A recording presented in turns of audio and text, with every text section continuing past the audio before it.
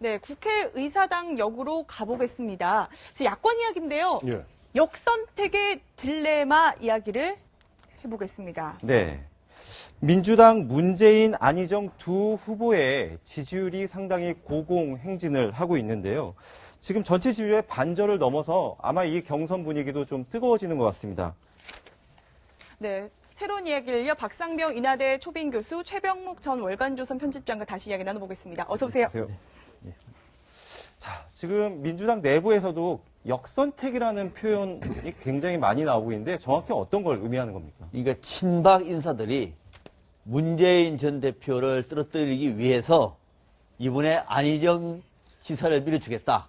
네. 그러면은 이게 여론조사가 당내 조사가 왜곡되는 것 아니냐. 그래서 오히려 역으로 선택해서 문재인 전 대표를 떨어뜨리는 그런 결과를 만들어내겠다.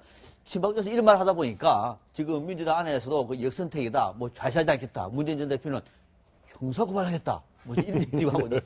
그런 상황이 있습니다. 예전에 말이죠. 지난해 한번 1월 달 이 무렵이 기억하실 겁니다. 이 무렵에 당시 새누리당에서 상향식 완전 국민 경선제를 갖다가 밀어붙였죠. 김무성 당시 대표가 그때 나왔던 얘기가 역선택 얘기예요. 미국의 오픈 프라이머리도 마찬가지고 미국의 오픈 프라이머리도 동시에 하거든요. 동시에 하면 역선택이 불가능한데 이런 거죠. 역선택이라는 것이 제가 만약에 최병묵, 이현정 두 사람인데 최병묵이 되기를 원한다면은 왜? 최병묵이 약한 후보니까. 그렇다면 강한 이현정보다는 최병묵 쪽에 가서 표를 던져주면 저쪽에서 저 후보가 될 거 아니에요. 네. 그런데 이제 보니 바로 그 얘기가 나온 거예요. 그러니까 이게 지금 보면 민주당 단독으로 보면은 완전 국민 경선제를 하다 보니까 그 혹시 친박이라든지 보수 성향에서 가는 것 아니냐. 특히 마침 어제 보면 한국갤럽에서 나온 여론조사가 네. 문재인 33, 안희정 22가 나왔어요. 그러다 보니까 이 안희정 지사의 22%에는 결국 보면 보수 성향이라든지 중도 성향의 사람들이 표를 몰아줬던 것이 아닌가 하다 보니까 지금 문재인 대표라든가 그다음에 추미애 대표 같은 경우는 역선택 가능성에 계속 경고장을 날리고 있는 거예요. 네. 사실 이 역선택이 이제 화두가 된 이유가 사실 이제 더불어민주당의 추미애 대표의 이 강경 발언 때문이 아닌가 싶은데요. 추미애 대표의 이야기를 들어보시죠.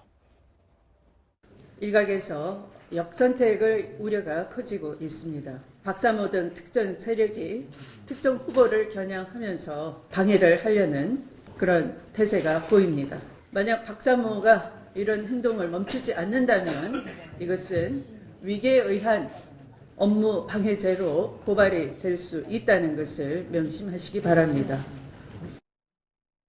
네. 사실은 이제 추미애 대표가 경고의 목소리를 낸 것은 맞는데 당에서는 사실 저게 당대표가 하기에는 좀 부적절한 이야기가 아니었나라는 이야기가 나오는 이유가 박사모가 역선택을 해서 사실 뭐 문재인 전 대표를 찍지는 않을 거 아니에요? 네. 그러니까 저게 이제 문재인 전 대표의 입장에서 대표가 한 말이 아니냐 이런 이야기가 나왔거든요. 그러니까 지금 사실은 완전 국민 경선을 한다는 의미는 역선택에는 다 허용하자는 이야기입니다. 그걸 전제로 해서 그걸 하는 것이거든요. 왜냐하면 누가 머리에 박사모라고 뭐 쓰고 다닙니까? 박사모 인증서가 있는 것도 아니잖아요. 그러니까 국민들이 그냥 다 가면 할 수 있는 거예요. 왜냐하면 이번에 그래서 그 민주당이 하는 것은 결국 누구나가 다 신청을 해서 할 수 있도록 열어줬습니다. 그래놓고 이제는 이제 보니까 예전에는 이제 이게 조금 그 친문이나 친노 세력한테 굉장히 유리한 거였거든요. 왜냐? 별로 그렇게 인기가 없을 때는 자기들 사람들만 똘똘 뭉쳐서 한 20만 명 정도 이렇게 그 사람들이 막 투표를 하게 되면 아주 몰표가 가요. 그러면 이제 손쉽게 승리를 했습니다. 자, 거기에 당한 사람들이 손학규 전 대표 등등 이런 분들이 보면 다 거기에 당했습니다. 근데 지금은 보니까 상황이 처음에는 그렇게 생각을 했는데 이제 안희정 지사가 상승을 하다 보니까 문제는 사람들이 이제 너도 나도 참여를 한다는 거예요. 2012년도에 108만 명이 신청을 했어요. 그때는 57%가 거기에서 이제 투표를 실제로 했거든요. 근데 지금은 200만 명이 넘어설 거라는 예측이 있습니다. 자, 이렇게 되면 이제는 역선택이라는 의미보다는 완전히 이게 의미가 없어져 버리는 거예요. 그러다 보니까 실제로 예전같이 똘똘 뭉친 친문 세력이 이제는 어떤 힘을 발휘할 수 없게 돼버린 것이죠. 그러다 보니까 지금 추미애 대표가 저걸 고발하겠다는데 어떻게 고발합니까? 그래서 이제 고발하겠다는 거 아니에요? 그러니까 정말 제가 볼 때는 지금으로 저렇게 이야기를 하는 것은 굉장히 문재인 전 대표가 위기를 느끼고 있다. 이 투표에 대해서. 네. 그런 것을 간접적인 뭐 신문이라고 그러지 않습니까? 추미애 대표를. 아마 그런 것들을 이야기한 것이 아닌가 저는 그렇게 보여집니다. 그런데 이제 추미애 대표는 지금 현재 그 더불어민주당의 경선 주자들이 뭐 이제 큰 사람들만 하면 세 사람 있지 않습니까? 거기에 뭐 최선 고양시장도 있긴 합니다만. 자, 그런데 그걸 공정 관리해야 될 사람이 대표예요. 네. 근데 대표가 지금 얘기했듯이 바로 특정 후보를 마치 도와주는 양, 아니면 특정 후보 진영에서 걱정하는 걸 지금 그대로 얘기를 하고 있단 말이죠. 실질적인 대책이 있는 것도 아니면서 저렇게 얘기하면 사실은 저게 과거 같으면요. 안희정 충남지사가 이건 공정 경선 관리가 아니다. 이렇게 얘기해서 문제를 삼아야 되는 거예요. 지금 아직 경선 국면이 본격화되지 않아서 그냥 넘어가는지 뭔지 모르겠으나 사실은 저거는 공정한 경선 관리 태도는 아니다 하는 것이고, 저거보다 사실 민주당에서 지금 더 문제인 것은요. 위장 등록 문제입니다. 위장 등록. 무슨 얘기냐면, 자, 첫 번째 경선을 광주에서 하잖아요. 호남 경선을 하거든요. 근데 호남 경선에 호남에 안 사는 사람들도 지금 이 모바일 같은 거 가지고 다 등록을 할 수 있어요. 그리고 자기는 서울에 살면서 내가 광주, 광역시, 뭐 광산구에 산다 이렇게 해도 확인할 방법이 없어요. 그거를. 그렇지 않습니까? 그러면은 서울에 사는 예를 들어서 뭐 안희정 충남지사의 그 지지자들이 대거 뭐 실제 그런 일이 있을지 없을지는 모르겠으나 그냥 이론상으로 보면 대거 그 광주 경선에 만약 참여한다고 그러면 광주 경선 결과 자체를 왜곡시킬 수가 있어요. 근데 이걸 막을 방법이 없다는 거예요, 기술적으로. 네. 그래서 이게 더 문제다. 이런 생각이 듭니다. 만약에 이렇게 보시죠. 만약에 제가 친박이라 칩시다. 친박. 골수 친박이에요. 들어가가지고 제가 투표를 할 때 안희정 지사를 찍었습니다. 말 그대로 역선택이에요. 저를 어떻게 생각하는 되죠? 그리고 무슨 처벌을 저한테 하죠? 제가 참석하는 것을 도와주기, 그러니까 더 참여하라고 완전 국민 경선제를 만든 건 아닙니까? 네.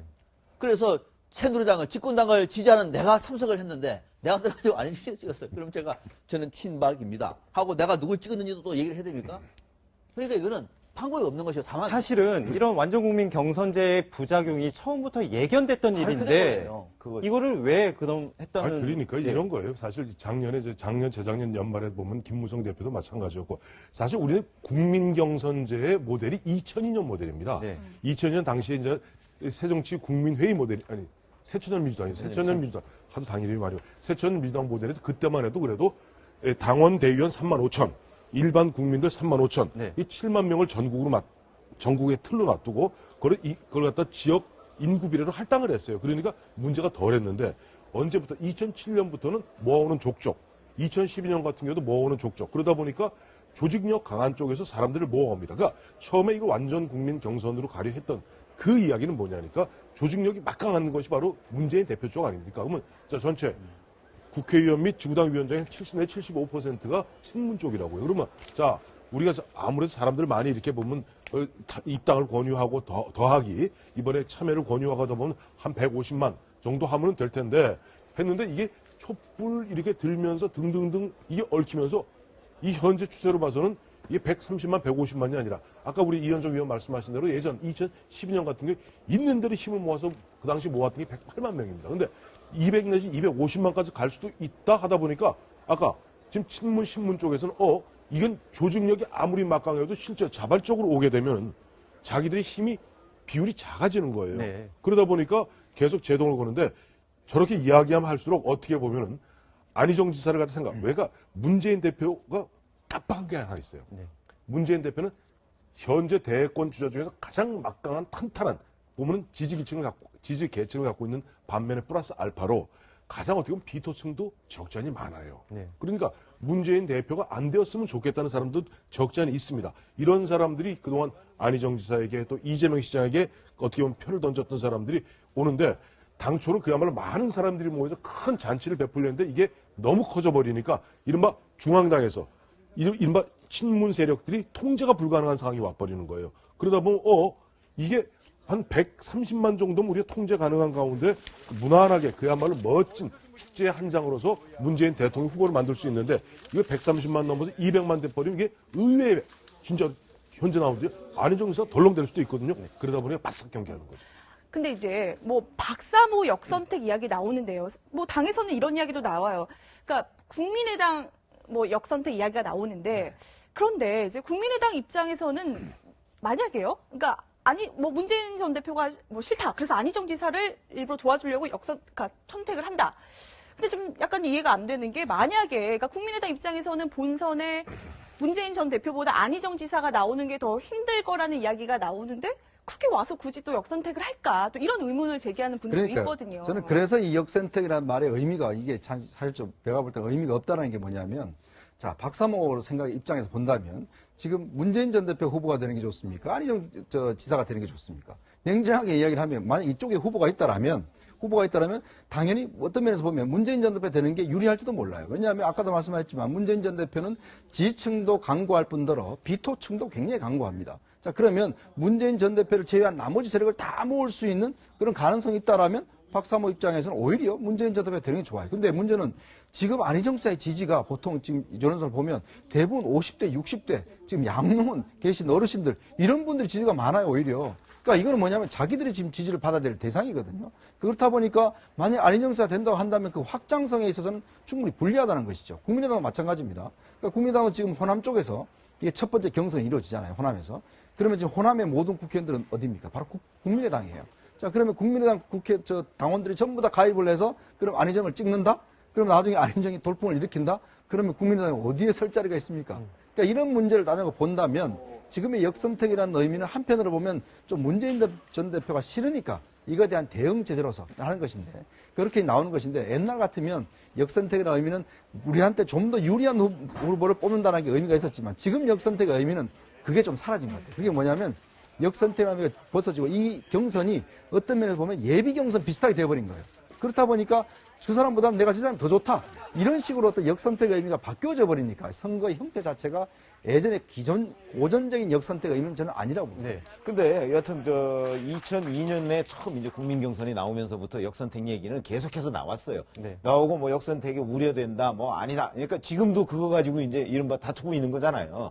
그런데 이거는 우리가 머릿속으로는 충분히 생각해 볼 수 있고 그림을 그려볼 수 있으나 실질적으로 그 실제 선거 현장에서 증명된 바는 없어요. 네. 그러니까 지금 박사모가 예를 들어서 자 박사모가 뭐 통칭 뭐 7만, 10만 뭐 이런 식으로 얘기하잖아요. 근데 그 박사모가 7만, 10만이 정말 일사불란하게 어느 지휘부의 명령에 따라서 사실은 어느 쪽에 가서 한 사람의 표를 몰아준다 그러면 이게 의미를 가질 수 있어요. 아마 그러면 한 어느 특정 정당의 경선을 한 3 내지 5% 정도는 좌지우지할 수 있을 거예요. 이게 당락을 결정지을 수도 있잖아요. 네. 그런데 그런 정도의 막강한 조직력을 갖춘 그 박사모 저는 그 정도 조직력을 안 갖췄다고 보거든요. 그거보다는 오히려 문재인 전 대표의 그 열혈 지지자 있잖아요. 이게 통칭 20만이라고 우리가 얘기하는데 그쪽의 지지 강도가 훨씬 강해요. 오히려. 그렇기 때문에 이 역선택은 한 번도 우상호 원내대표가 얘기했듯이 제대로 증명된 적은 없다. 이 점도 우리가 염두에 둬야 됩니다. 네, 조금 전에 살짝 이제 언급을 해주시기도 했는데 안희정 지사의 지지율도 굉장히 흥미롭습니다. 근데 어제 발표가 됐는데 이게 사실 진보 측 후보들의 굉장히 취약점이기도 했었는데 그동안요. 50대, 60대, 심지어는 바른정당 지지자들 사이에서도 안희정 지사의 지지율이 상당히 높다라는 결과가 나왔거든요. 네. 이건 어떻게 해석을 해야 됩니까? 두 가지 해석이 가능합니다. 네. 하나는 상당 부분 거품이 있습니다. 그러니까 안희정 인사는 야권이거든요. 네. 근데 친여 인사들이 그를 지지한다는 얘기는 본선에도 그렇게 할까요? 지금의 분위기에서 문재인 전 대표를 견제하는 돌파가 되는 거죠. 그런 측면이 하나 있는 것이고. 네. 두 번째는 적어도 바른정당의 중도 지향의 인사들은 문재인 전 대표에 대해서는 정말로 네거티브가 강하구나. 가다 보니까 그래서 문재인 전 대표를 견제하기 위해서 누구를 찍을까요? 유승민? 마음은 유승민이지만 아직 유승민은 약해요. 안철수? 약합니다. 누가 잡을까? 안희정이 치고 올라가. 그래, 안희정이야. 좀 흘러가거든요. 두 가지 경향이 쏠리다 보니까 생각보다 훨씬 더 안희정 지사 또 지지적이 몰리고 있는 건데 저는 상당 부분 그 부분은 저는 거품이라고 봅니다. 네.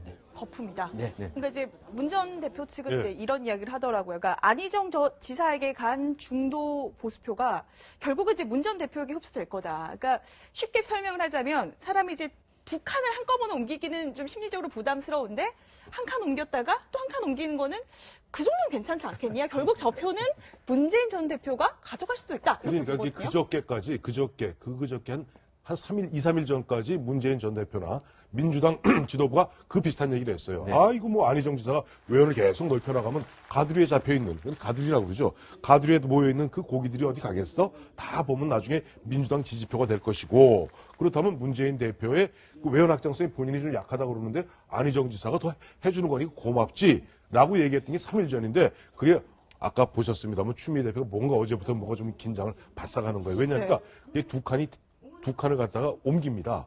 이게 두 칸을 옮길 수도 있고 두 칸이 빠질 수도 있는 거예요. 자, 지금 보세요. 지금 여론조사 뭐 갤럽이 됐든 리얼미터가 됐든 리서치가 됐든 쭉 보면은 지금 더불어민주당 후보 네 분인데 최성 고양시장까지 네 분 표 다 합치면 70%가 됩니다. 70%가 된다니까요.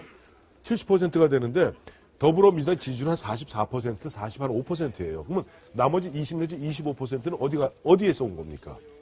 그 사람들, 그 표는요, 막상 되면은, 예를 들어 문재인 전 대표가 안희정, 최성, 그 다음에 이재명 시장을 꺾고 대통령 후보가 되는 순간 제가 앞서 말씀드린 대로 그때부터는, 아, 내가 안희정 지사를 좋아했는데 안희정 지사를 꺾고 문재인 대표가 대통령 후보가 됐으니까, 아, 나는 그 문제부터 문재인 대표를 열심히 밀어줘야 되겠다. 라고 그야말로 마음을 굳게 먹는 사람이 얼마나 될까요? 오히려 보면, 우리 안희정 정말 괜찮은 사람인데 안희정 지사를 꺾고 됐으니까, 아이고, 나는 투표 안 할래. 내지는 당초 난 반기문을 찍으려 했는데 성향으로 보나 뭐로 보나 반기문과 뭐 좀 비슷한 것이 안희정이어서 안희정 갔었는데 문재인 대표는 싫어. 뭐 차라리 누구 줄까? 안철수한테 가자. 이런 식으로 바뀌게 됩니다. 그래서 지금 안희정 지사가 모은 그 중도 보수의 그런 것이 고스란히 문재인 대표의 어떤 외연으로서 플러스 알파는 안 될 거고 일부는 되겠죠. 그래서 상당 부분은 다시 원위치로 돌아갈 가능성이 크다. 저는 그렇게 분석합니다. 근데 이제 예전에 우리가 선거 형태를 보면, 지지 성향이 보면 당과 지역 중심으로 갔지 않습니까? 어떤 뭐 DJ 같으면 뭐 호남 출신. 그러니까 뭐 DJ가 무슨 말을 하든지 간에 그냥 DJ를 지지하는 거고, YS는 무슨 말 YS 지지하는 거, JP 지지하는 거, 각각의 어떤 다 영역들이 있었잖아요. 근데 최근에 나타난 현상들을 보면 결국 은 후보 개인의 어떤 성향들을 많이 보는 것 같아요. 그게 뭐냐면 안희정 지사가 정말 바닥에서부터 저렇게 치고 올라가지 않습니까? 그 이유는 뭐냐면 안희정 지사가 그동안 했던 이야기들, 그것에 대해서는 국민적인 공감대가 많이 생기는 것이거든요. 자, 사드 문제라든지 그다음에 복지의 문제라든지 경제 성장의 문제라 이런 부분에서 사실은 좀 상식적인 이야기를 많이 하지 않습니까? 이제 그런 부분에 대한 공감대가 가져가는 것이거든요. 그러니까 지금 이 탄핵 정국이라는 게 가지고 있는 하나의 효과가 뭐냐면 결국 예전과 같이 나는 무조건 이 사람이야. 나는 무조건 이 사람 이게 아니라 뭔가 이제 좀 인물 중심과 정책 중심으로 좀 보게 됐다는 것이죠. 물론 그것이 나중에 이제 투표로 이어질지는 좀 더 봐야겠습니다만은, 그러나 지금의 생산 상황을 본다면 이제는 좀 더 그 사람의 성향과 어떤 입장, 정책, 노선 이런 것들로 해서 좀 보기 때문에 나름대로 안희정 지사가 이렇게 상승을 할 수 있었던 하나의 원인이지 않는가 저는 그렇게 보여집니다. 그리고 지금 이제 안희정 지사를 지지하는 표들을 잘 분석해 봐야 돼요. 저는 이 표의 본질이 뭐냐? 그거는 반 문재인 전 대표 표라고 해요. 그러니까 문재인 전 대표에 대한 비호감성 표라는 거죠. 그렇게 되면 이게 아까 뭐 가두리 양식장 얘기를 했는데, 자, 이거 안희정 지사가 문재인 가두리 양식장하고 안희정 가두리 양식장 이게 두 개가 있다고 쳤을 때, 만약에 이제 본선 경선을 했으면 만약에 누군가 졌다. 그래서 만약에 이제 가정을 하여 안희정 전 지사가 졌다고 치면요, 이 그물이 터지는 겁니다. 그렇죠? 그러면 이제 문재인 전 대표 이 양식장에서 와서 그 고기를 다 잡으려고 하는데 대부분을 놓쳐요. 놓치면 이 고기는요, 전부 다 남의 양식장으로 가게 되거든요. 그렇기 때문에 사실은 이 문재인 전 대표가 가지고 있는 확장성이라는 개념에서 보면 기본적으로 이게 전부 다 그 비호감층이기 때문에 문재인 전 대표에 대해서, 그래서 문재인 전 대표가 확장성으로서 안희정 충남지사한테 이 경선 당시에 그 지지했던 표를 아마 30%도 가져가기는 어려울 거라고 봐요, 저는. 그렇기 때문에 기본적으로는 그 문재인 전 대표 지지층과 안희정 충남지사 지지층이 같은 더불어민주당이라고 할지라도 상당히 다르다. 그러니까 경선 국면과 본선 국면은 실질적으로 지지표가 상당히 다를 것이다. 네. 저는 그렇게 생각을 합니다. 그렇잖아요. 이런 생각도 할 수 있을 것 같아요. 만약에 정말로 민주당 안에서 이제 이만큼은 우리 당 중심으로 한번 정권을 찾아 보니까 안희정 지사가 뜨고 있어요. 문재인 전 대표의 이 지지층은 뭐 남들은 지키고 있습니다만은 확장성이 부족하다 그러면은 당에서 상당히 좀 전략적으로 선택할 수 있는 사람들이 이번 기회에 그러면 안희정 지사를 한번 만들어봐? 이런 할 수 있잖아요. 그럴 수 있잖아요. 그죠? 그러니까 나는 골수 문재인 판데 문재인 대표가 뭐 그렇게 너무도 이번에 방금 우리가 부수했습니다만 안희정 지사가 치고 올라간다는 얘기는 그만큼 문재인 전 대표에 대한 비토층이 더 크다는 얘기입니다. 견제 심리가 지금 커지고 있다는 얘기예요. 자, 이러면은 설사 안희정 지사를 만약에 이기면은 안희정 지사의 앞으로 가두리 양식잖아 그러는데 가두리에서 물고기 다 절로 가버리면 이게 큰일 나잖아요. 안 가기 위해서 아마 문재인 전 대표의 가두리 양식장에 있는 사람들은 문재인 전 대표가 지고 나면 상대방은 안희정을 갈 수가 있잖아요. 그럼 이번 기회에 한번 안희정 지사를 밀어봐! 라고 판단할 수도 있잖아요. 그런데 그런 것도 내부적으로 고민이 있는 거예요. 그런데 이거는 뭐냐면은 자, 우리가 아무리 역선택이고 안희정 지사에 대한 전략적인 투표를 한다고 하더라도 민주당 안에서 형성된 강고한 지지층을 뛰어넘기가 어렵습니다. 실질적으로 여론조사는 나타나요. 제가 만약에 황재선 위원을 여론조사 때 황재선 지지합니다. 자, 그러면 박성희 위원은 가가지고 투표하세요. 투표 안 갑니다. 등록을 해야 되고요. 그 현장에 가고 이거 아니에요. 안 가는 거예요. 지지는 하지만은 그런 것들이 상당 부분이 안희정 지사한테 몰려있다는 얘기예요. 박사님 감사합니다. 저 지지해 주셔서 그러니까 감사한데. 투표하지 않는 거예요, 결국 결론은. 그런데 이제 그 비슷한 얘기를 누가 하냐면 박지원 대표가 그 얘기를 하고 계세요. 네. 지금 보니까 이야 지금 안희정 지사 태풍이다. 그런데 태풍이라는 것은 그야말로 강력하지만은 그렇게 오래 가지 못하고 실제 재인 상승을 넘을 수 있겠는가 뭐 이런 얘기하는데 앞서도 말씀드렸습니다만 이제 우리 이현정 의원 말씀대로 지금 안희정 지사가 요즘 급격히 3%에서 22%까지 그야말로 불과 한 달도 안 되는 사이에 치고 올라오는데 세 가지 요인이 있다고 봐요. 첫째는 사드 문제 등등을 봐갖고 보면 일반 중도 보수층에서 봐서는 문재인 전 대표가 보면 사드 문제, 사드 배치 문제하고 굉장히 입장을 바꾼 데 반해서 일관된 입장을 보이고 있거든요. 자, 사드 배치는 국가 간에 협의된 문제에 대해서는 그건 번복할 수 없는 것이다.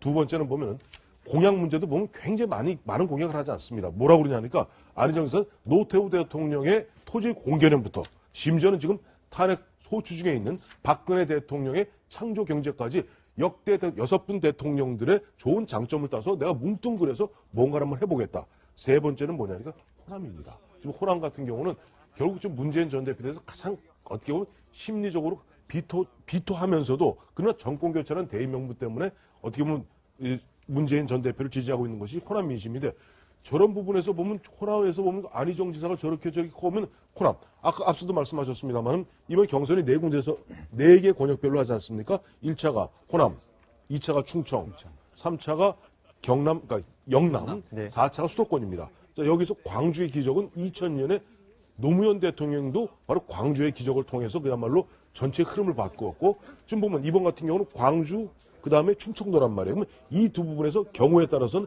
안희정 지사가 굉장히 바람을 탈 가능성도 있다. 그러다 보니까 이러저러한 부분에 있어서 문재인 전 대표는 어떻게 확장성의 한계를 이게 보니까 너무 나가다 보니까 하다 보니까 전체적으로도 보면 일단은 보면 대선 레이스를 줄이는 가운데 오늘도 이 촛불 집회 나오신다는 거 아닙니까? 네. 지금 그런 식으로 보면 약간 속도 조절을 하고 당내에서도 그렇게 하는데 우상호 지금 원내대표 같은 경우 어떻게 보면 추미애 대표하고 각을 강하게 세웠죠. 네. 그러니까 방금 말씀하신 것처럼 민주당의 투톱이 이제 사실 어제 균열을 보였어요. 그러니까 추미애 네. 대표는 역선택하는 사람들 조심해라, 형사고발할 수도 있다라고 했지만 우상호 원내대표가 곧바로 이제 티타임 기자들과 네. 티타임을 갖고 역선택이란 거 그런 거 실체 없다.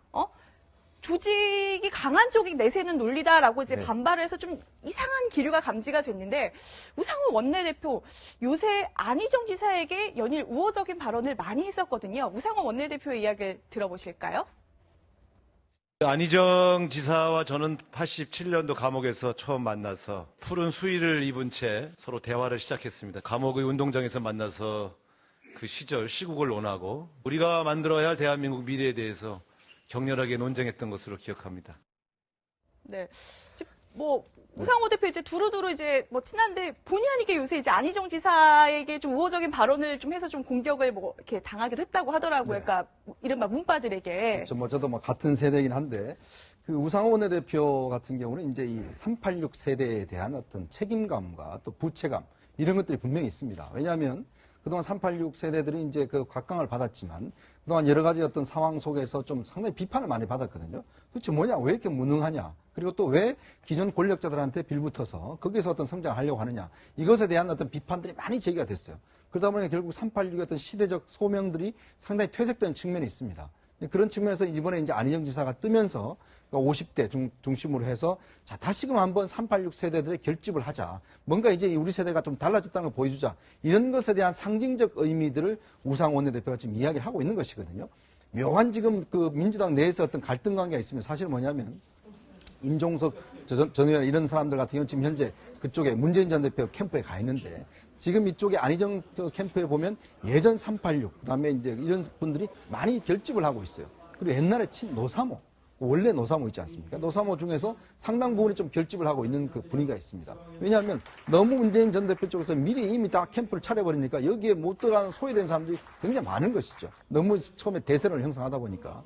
그런 상황에서 지금 우상원 대표 이야기하는 것은 아마 당내에 여러 가지 지금 비문 세력들, 그다음에 거기에 플러스 김종인 전 대표, 뭐 이런 분들까지도 엮어내려는, 아마 김종인 전 대표가 이제 그 독일 갔다 오시면 뭔가 입장을 밝힐 텐데, 그 이후에 상당히 아마 제가 볼 때는 본격적인 움직임, 경선 앞두고 비문이나 상 움직임이 있으면 굉장히 당내에서도 세대결 양상이 아마 벌어질 겁니다. 네, 조금 전 저희가 이제 문바라는 표현을 썼는데 사실 부적절한 것 같습니다. 문재인 후보의 열렬 지지자로 붙이겠습니다. 근데 오늘 문재인 전 대표하고 그리고 또 안희정 지사 오늘 전부 다 광화문 광장으로 나오기로 돼 있죠. 예. 어떤 정치적인 함의를 가지고 있을까요? 그렇죠. 보면 네. 지난주에 보면 일단 그 정치권 내부에서 나왔던 얘기가 이른바 탄핵 기각론이 나왔어요. 네. 현재 분위기로 봤을 때 자칫 잘못하면 탄핵이 기각되는 것 아니냐 하다 보니까 그 당시에 대권 레이스를 쭉 몰고 가던 더불어민주당을 중심으로 해서 이게 안 된다. 그래서 야3당, 지난주죠. 야3당 대표들이 모여서 안 된다. 촛불로 좀 모여자 해서 지난주 토요일 날 모였습니다만은 그때 보니까 아마 태극기 집회 쪽에서 아마 하는 얘기를 뭐 사생 결단식으로 그야말로 사람들이 모였던 것 같아요. 그러다 보니까 이 안 되겠다. 지금 보면 오늘도 보니까 마침 문재인 전 대표가 좀 장문에 뭐 이렇게 좀 SNS 글 쓰신 걸 쭉 보고 입장 발표한 걸 보니까 우리가 지금 보면 너무 탄핵 인용이 기정사실화된 것으로, 그래서 조기 대선이 기정사실화된 것으로서 해놓고 우리가 대선 레이스에 매달릴 때가 아니다. 네. 지금 당분간은 보면 탄핵 우리가 통과시키는데 우리가 좀 진심 진력을 다해야 될 것 아닌가라고 얘기했는데 그런 어떤 위기의식은 사실 야당에서 조금 느끼고 있는 것 같고, 어떻게 보면 그러면서 오늘 안희정 지사도 마찬가지예요. 지금 이 분위기에서 만에 하나 탄핵이 만약 기각된다면은 이게 뭔가 다 흐트러지는 거 아니냐. 그러다 보니까 당분간 좀 힘을 모아보자라고 하는데, 문제는 저런 모습들, 정치권들이 나와서 보면 어떻게 보면 헌재의 어떤 결정을 압박하는 모습 속에서 헌법재판관들 8분들은 심기가 편치는 않을 거예요. 네. 네. 근데 사실은 이제 어찌됐든 3월 중순 정도의 결과가 나온다고 하니까 탄핵 결과가 나온 이후에 또 그 스탠스에 따라서 또 문재인 전 대표나 안희정 지사의 그 지지율이 좀 달라질 것 같기는 해요. 네, 그렇죠. 이제 만약에 기각이 되면은 정치권 요동치겠죠. 두 사람만이 아니라 정치권 전체가 요동칠 겁니다. 기각이 된다면, 네, 그럴 가능성 높아 보이지는 않아요. 네. 이제 탄핵이 된다면은, 자, 지금 안희정 지사나 문재인 전 그 과정으로 지금 순탄하게 가고 있는데, 여기에 지금 1, 2위를 달리고 있는 대선 주자들이 다른 방향을 틀어버리면은 이거는 그야말로 스텝이 꼬이는 거예요. 네. 이미 가고 있는 분위기에 같이 가야 되는 겁니다. 네. 그렇기 때문에 한쪽은 나오고 한쪽은 안 나오고 이게 뭐지? 그렇게 되는 순간에는 오히려 역풍할 수도 있기 때문에 오늘 같은 경우는 광화문 광장 이제 얼마 안 남고 또 승리할 수도 있기 때문에 고제가 저기다 같이 가자. 같이 촛불 드는 겁니다. 네. 지금까지 네 분 모시고 정치권 소식까지 다양하게 짚어봤습니다. 고맙습니다. 고맙습니다.